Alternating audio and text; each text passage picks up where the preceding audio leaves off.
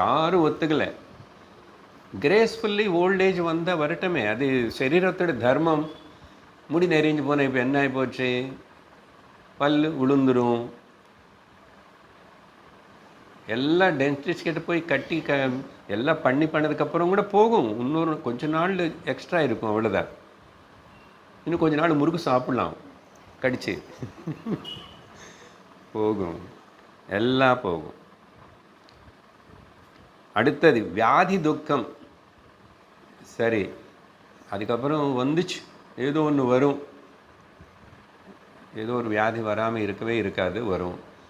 பெரிய வியாதி ஒன்றும் கிடையாது, சும்மா இங்கே என்னமோ ஒன்று அப்படி வந்துச்சு. அதுக்கப்புறம் உடனே பயம், இது என்னமோ, இது பயாப்சி எடுத்துகிட்டு செக் பண்ணி பார்க்கணும்.